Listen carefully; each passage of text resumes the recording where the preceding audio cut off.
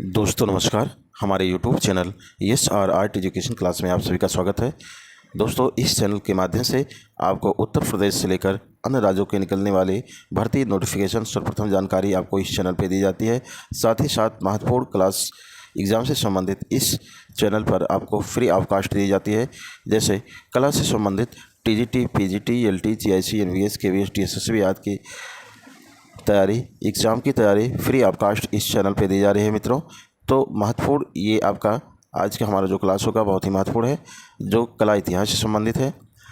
सर्वप्रथम आज का जो क्लास है कला इतिहास से संबंधित है और इस क्लास में बहुत ही महत्वपूर्ण प्रश्न को रखा गया है। तो आप लोग अपने मित्रों तक शेयर कर दीजिए, सब्सक्राइब कर दीजिए, लाइक कर दीजिए और जिससे हमारे नेक्स्ट वीडियो का नोटिफिकेशन आप तक पहुंच सके। तो मित्रों आज का महत्वपूर्ण प्रश्न रहने वाला है,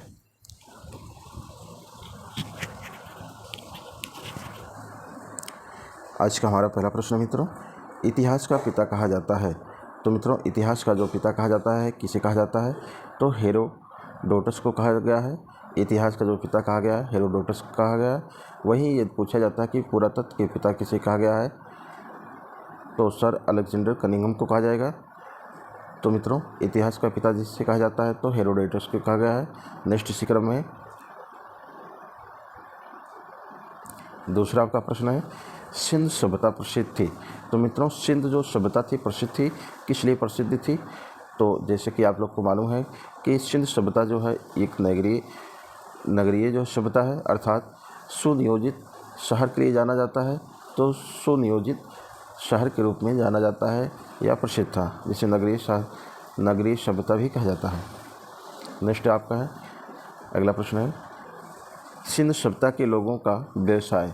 तो मित्रों सिंध सभ्यता के लोगों का जो व्यवसाय था क्या करते थे? तो व्यापार करते थे। तो मित्रों सिंध सभ्यता के जो लोगों का व्यवसाय था वो व्यापार था। नेक्स्ट आपका प्रश्न है, सिंधवासियों की मुख्य फसलें हैं। तो मित्रों सिंधवासियों की वैसे जो फसलें माने गए थे 9 फसलें माने गए थे, खजूर, खरबूजा, तरबूज भी माना गया था, सब भी माना गया था। लेकिन मुख्य फसलों की बात की जा रही है। सिंधवासियों की जो मुख्य फसलें थी आपका वो जौ और गेहूँ था। जौ और गेहूँ है आपका मुख्य फसल। नेक्स्ट इसी क्रम में है, हड़प्पा सभ्यता का सर्वप्रथम जानकारी दी। तो मित्रों हड़प्पा सभ्यता के बारे में सर्वप्रथम किसने देखा, सर्वप्रथम किसने जानकारी दी? तो चार्ल्स मैसन ने दिया, 1825 में दिया था। चार्ल्स मैसन ने दिया था, 1825 में दिया था हड़प्पा के बारे में जानकारी। नेक्स्ट इस क्रम में है, मोहनजोदड़ो की खुदाई की प्रभारी थे। तो मोहनजोदड़ो के जो खुदाई के प्रभारी थे वो सर जॉन मार्शल थे। सर जॉन मार्शल के अध्यक्षता में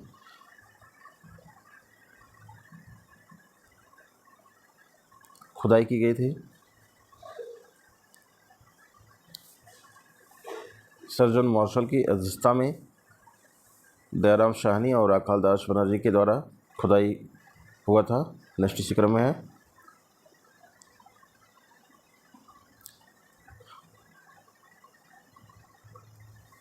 नेक्स्ट इसी क्रम में है हड़प्पा सभ्यता थी। तो मित्रों जो हड़प्पा सभ्यता थी वो कांस्ययुगीन सभ्यता थी। हड़प्पा सभ्यता जो थी कांस्ययुगीन, चूँकि हड़प्पा में जो सर्वप्रथम खोज हुआ था, धातुओं का जो खोज हुआ था वो आपका कांसे का सर्वप्रथम खोज हुआ था। नेक्स्ट इसी क्रम में है, सिंध सभ्यता की लिपि किस प्रकार है? तो सिंध सभ्यता की जो लिपि है किस प्रकार है? भाव चित्रात्मक, अर्थात भाव चित्रात्मक है। जो लिपि है भाव चित्रात्मक है। नेक्स्ट आपका प्रश्न है, मिस्र के राजा कहे जाते थे। तो मिस्र के जो राजा कहे जाते थे फराओ को कहे जाते थे, फराओ को कहा जाता था मिस्र का राजा। नेक्स्ट इसी क्रम में खरोष्टी लिपि लिखी जाती थी। खरोष्टी या ब्रह्मलिपि कह सकते हैं, खरोष्टी लिपि या ब्रह्मलिपि कह सकते हैं, लिखी जाती थी। तो जैसे कि आज के समय हम लोग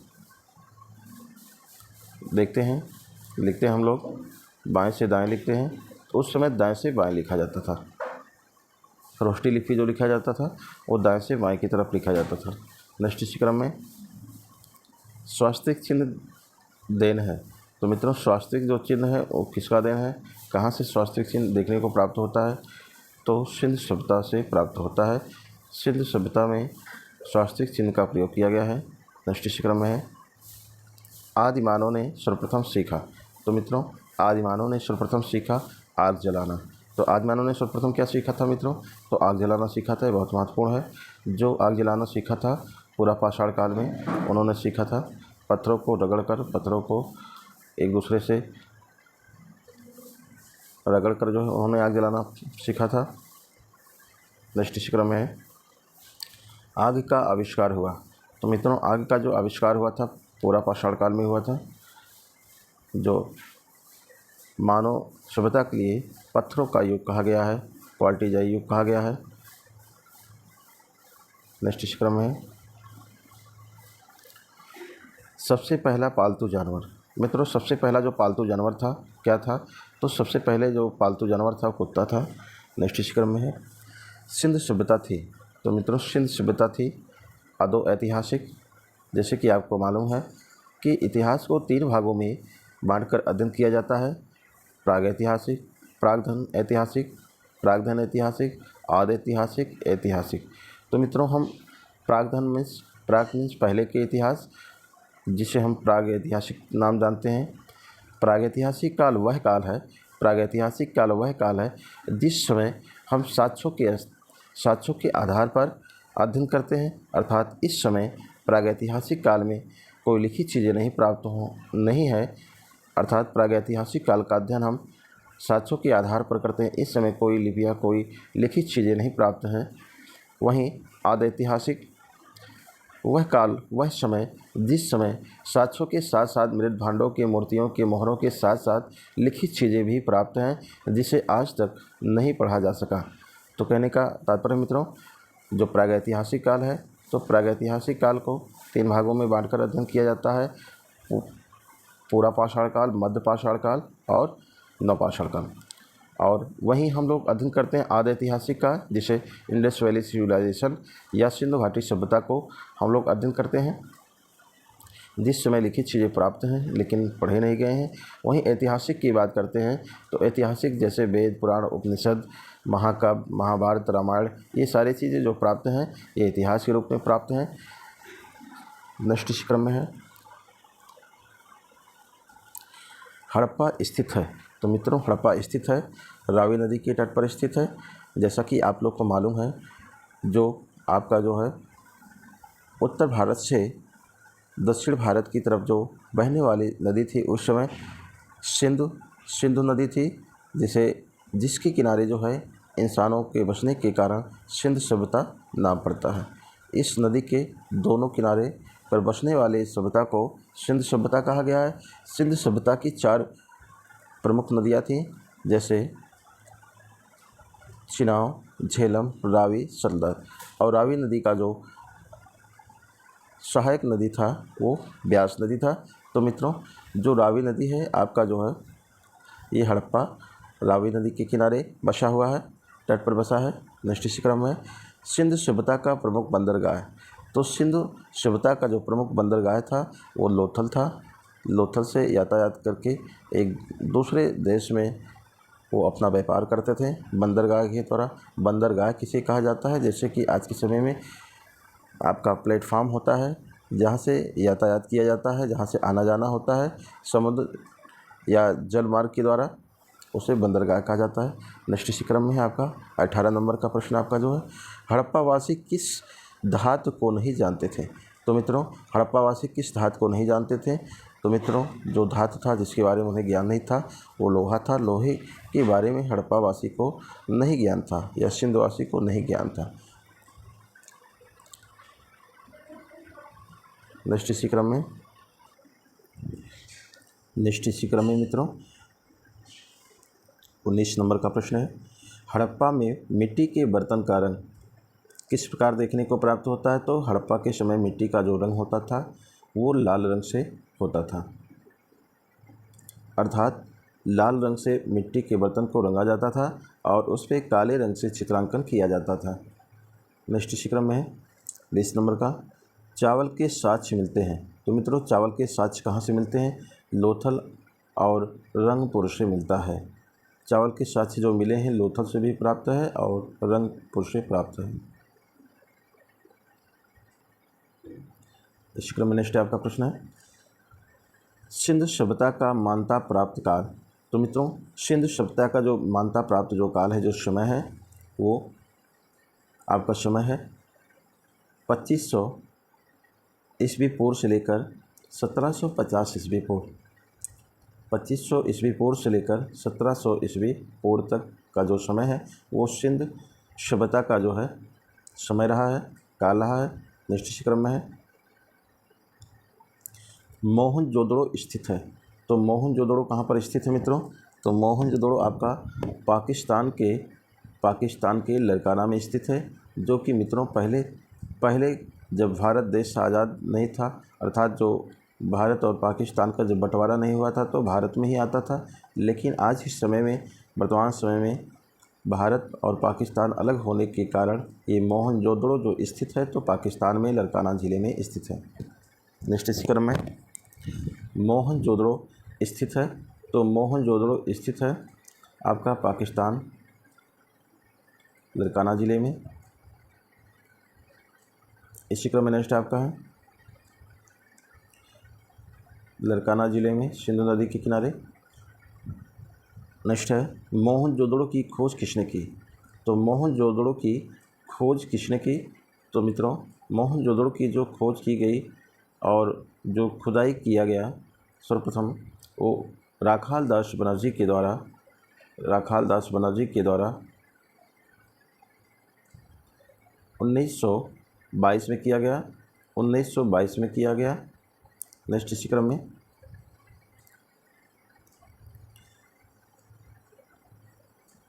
नर्तकी की कांच की मूर्ति मिली। तो मित्रों, आपको मालूम है कि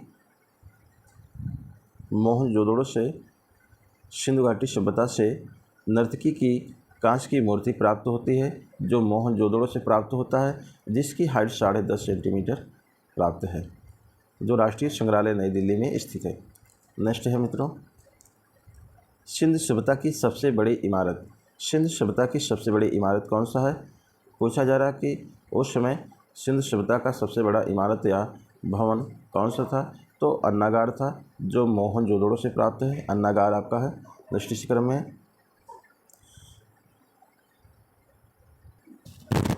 क्रम में मोहनजोदड़ो की प्रमुख स्मारक। तो मोहनजोदड़ो की जो प्रमुख स्मारक है तो बृहत स्नानागार है, जो बृहद है, जो बड़ा है, स्नानागार है। नेक्स्ट इस क्रम में मेसोपोटामिया का अर्थ। मेसोपोटामिया का जो अर्थ है, अर्थात इसे मेसोपोटामिया का अर्थ को समझा जाता है दो नदियों के बीच की भूमि। दो नदियों के बीच की भूमि जो है उसे मेसोपोटामिया कहा गया है।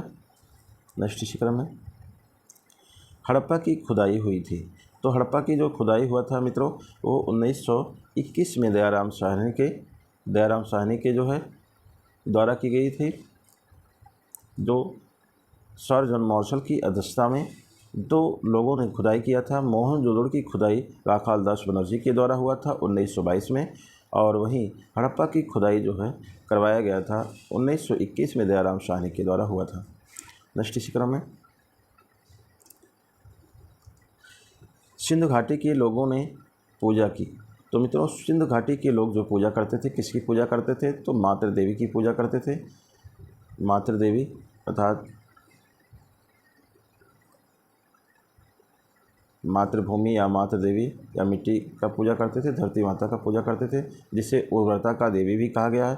क्योंकि सिंधवासी जो थे, जब उन्होंने अनाज उगाना प्रारंभ किया, खेती करना प्रारंभ किया, उस समय जो है एक उनके जीवन में बहुत ही बड़ा परिवर्तन आया, जिसके कारण उसे मातृ देवी के रूप में उन्होंने या उर्वरता की देवी के रूप में पूजना प्रारंभ कर दिया।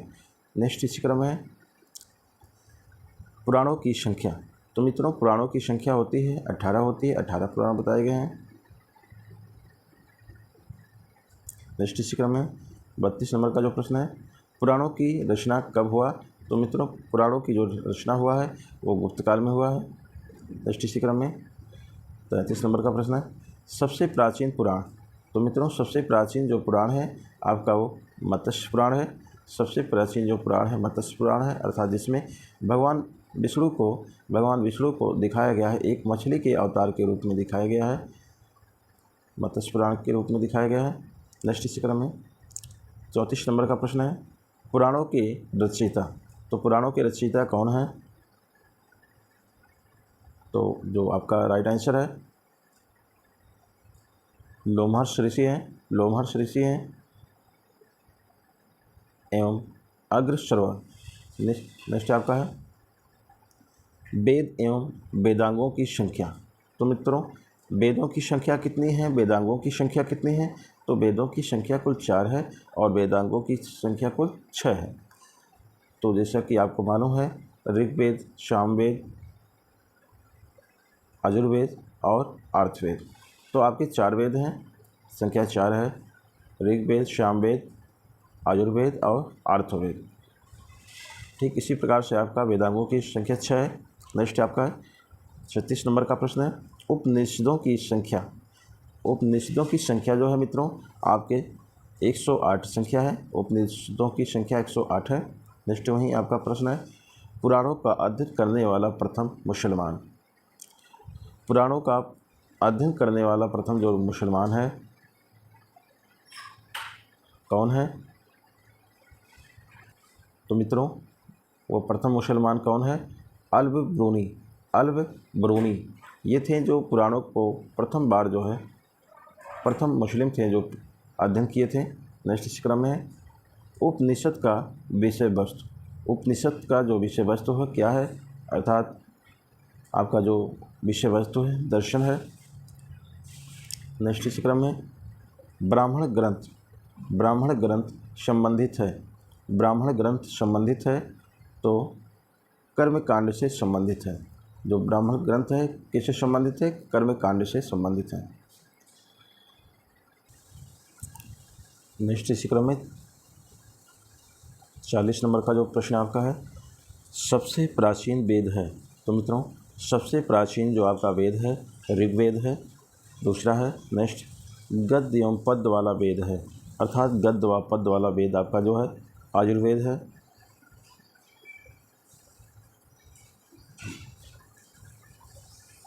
नेक्स्ट है शतपथ ब्राह्मण संबंधित है। तो शतपथ ब्राह्मण जो संबंधित है यजुर्वेद से संबंधित है। नेक्स्ट है तंत्र मंत्र का उल्लेख मिलता है। तो मित्रों तंत्र और मंत्र का जो उल्लेख मिलता है किस वेद में मिलता है? तो अर्थवेद में मिलता है, अर्थर्ववेद में मिलता है। नेक्स्ट इस क्रम में भारतीय संगीत का जनक कहा जाता है। तो भारतीय संगीत का जनक कहा जाता है सामवेद को कहा जाता है भारतीय संगीत का जनक। नेक्स्ट है गायत्री मंत्र किस वेद से लिया गया है? तो गायत्री मंत्र जो है किस वेद से लिया गया है? तो मित्रों ऋग्वेद से लिया गया है। नेक्स्ट है गायत्री मंत्र किस देवता को समर्पित है? तो गायत्री जो मंत्र है किस देवता को समर्पित है? तो सावित्री सूर्य देवता को समर्पित है। नेक्स्ट इसी क्रम में गोत्र शब्द का उल्लेख मिलता है। तो मित्रों गोत्र शब्द का जो उल्लेख मिलता है गोत्र शब्द का जो उल्लेख मिलता है अर्थवेद में मिलता है। नेक्स्ट इसी क्रम में है भगवत धर्म के प्रवर्तक हैं। भगवत धर्म के प्रवर्तक हैं अर्थात भगवत गीता के धर्म के जो प्रवर्तक हैं श्री कृष्ण जी हैं, भगवान श्री कृष्ण हैं। नेक्स्ट इसी क्रम में है भक्त आंदोलन की शुरुआत की। तो मित्रों भक्ति आंदोलन की शुरुआत की किसने की? भक्ति आंदोलन की शुरुआत अलवर संतों ने किया।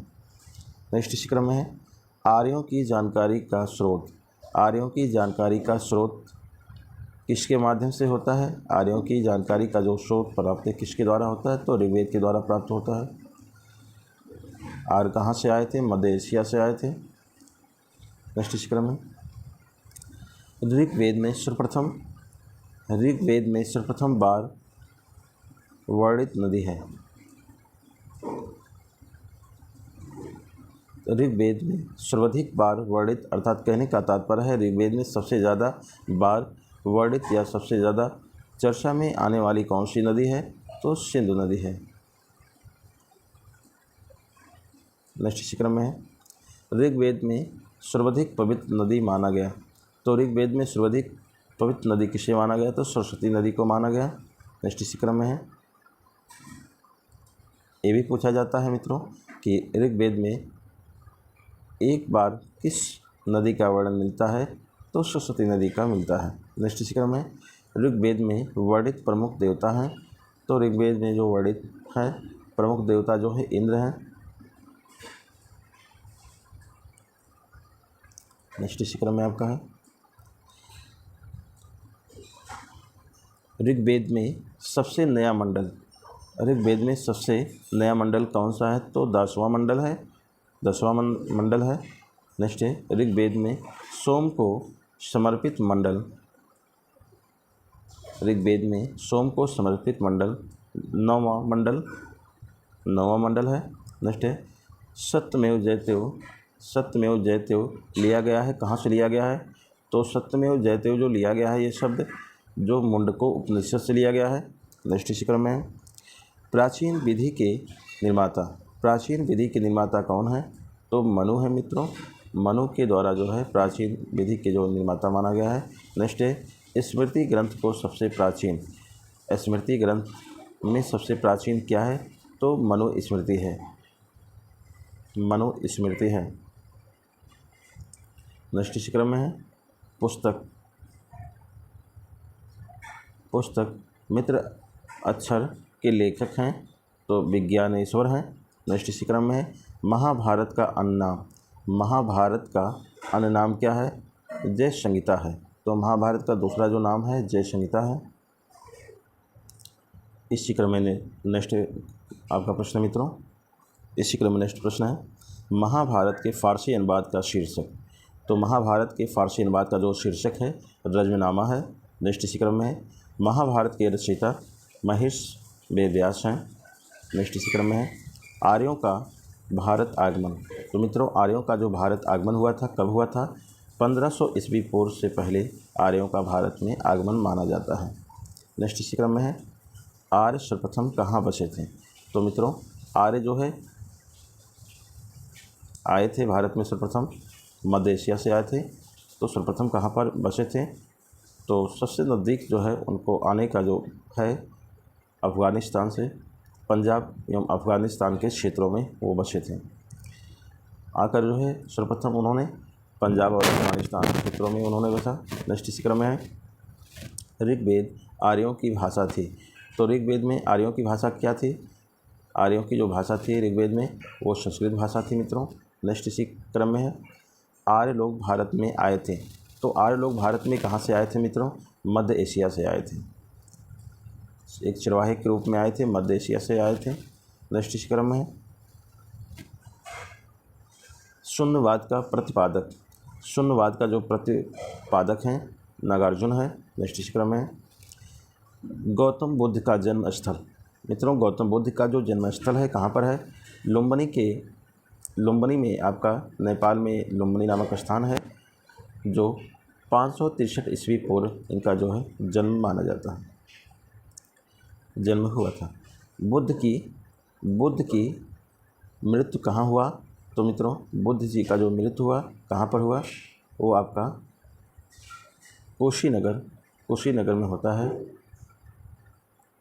जो 483 ईस्वी पूर्व इनका होता है। नेक्स्ट इसी क्रम में, बुद्ध की मृत्यु घटना कहलाती है। तो बुद्ध जी की जो मृत्यु की जो घटना है कहलाती है महापरिनिर्वाण।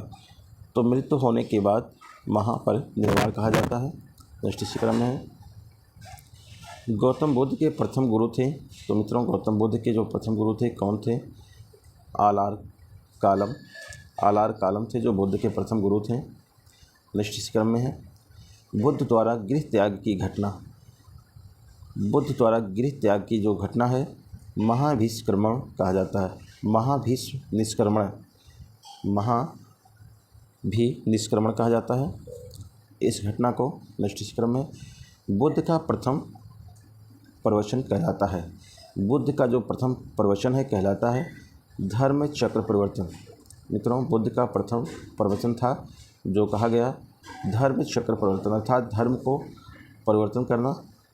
नेक्स्ट इसी क्रम में बुद्ध ने सर्वप्रथम उपदेश कहाँ दिया? बुद्ध ने सर्वप्रथम उपदेश कहाँ पर दिया? तो सारनाथ में। सारनाथ आपका उत्तर प्रदेश में है, वाराणसी में सारनाथ में उन्होंने दिया। नेक्स्ट इसी क्रम में है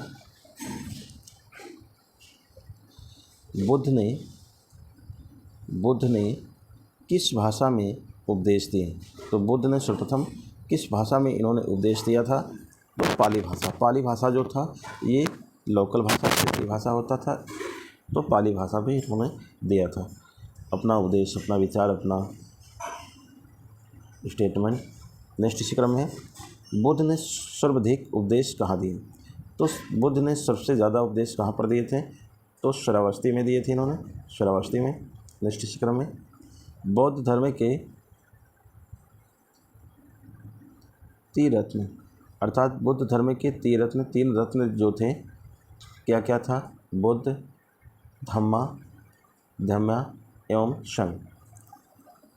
नेक्स्ट इसी क्रम में बौद्ध धर्म ग्रहण करने वाली पहली महिला। तो मित्रों, बौद्ध धर्म को ग्रहण करने वाली पहली जो महिला थी वो कौन थी महिला? महाप्रजापति गौतमी, अर्थात ये इनकी मौसी थी, अर्थात इनका बचपन में ही इनकी माता का जो देहांत हो जाता है, अर्थात महाप्रजापति गौतमी जो इनकी मौसी थी, इन्हीं ने इनका लालन पालन पोषण किया और आगे चलकर 29 वर्ष की अवस्था में इन्होंने अपने घर को त्याग दिया और 35 वर्ष तक इन्होंने शिक्षा को ग्रहण किया और सर्वप्रथम जाकर इन्होंने उपदेश सारनाथ में दिया। नेक्स्ट आपका है कि प्रथम बौद्ध संगीत। प्रथम बौद्ध संगीत जो आपका है 483 में हुआ था राजगिरी। दूसरा है द्वितीय बौद्ध संगीत 383 ईस्वी में जो वैशाली में हुआ था। अगला है तृतीय बौद्ध संगीत 251 ईस्वी पूर्व पाटलिपुत्र में हुआ था।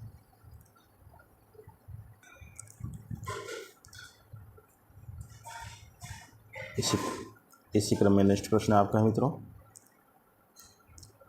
चौथी बौद्ध संगीति प्रथम शताब्दी कुंडवान कश्मीर में हुआ।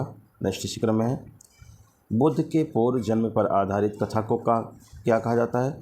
तो बुद्ध के पूर्व जन्म पर आधारित जो कथा है उसे किस नाम से जाना जाता है, क्या कहा जाता है? तो उसे जातक कथा कहा जाता है। नेक्स्ट इसी क्रम में बौद्ध धर्म का प्रमुख ग्रंथ, बौद्ध धर्म का जो प्रमुख ग्रंथ है उसे किस नाम से जाना जाता है? पिटका नाम से, विनय पिटक के नाम से, सुत्त पिटक के नाम से, आविशम के नाम से। नेक्स्ट इस क्रम में है बौद्ध धर्म का पूजा स्थल है। तो बौद्ध धर्म का जो पूजा स्थल होता था, अर्थात जो होता था चैत्य मंडप होता था जिसमें वो पूजा करते थे और वो बिहार में रहा करते थे, जिसे संगाराम कहा जाता था।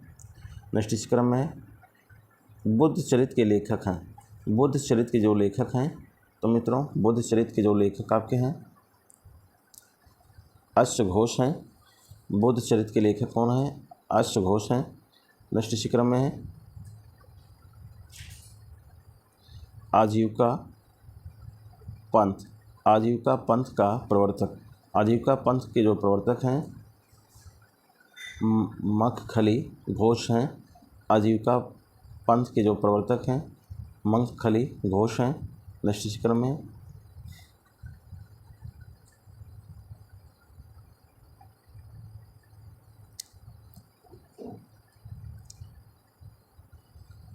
हिजरी संवत की शुरुआत हुई। तो मित्रों हिजरी संवत की जो शुरुआत होता है वो आपका है 622 ईस्वी में हुआ हिजरी संवत की शुरुआत। नेक्स्ट इस क्रम में है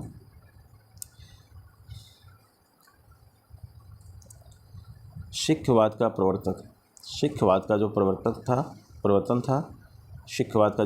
था वो 1500 ईस्वी था।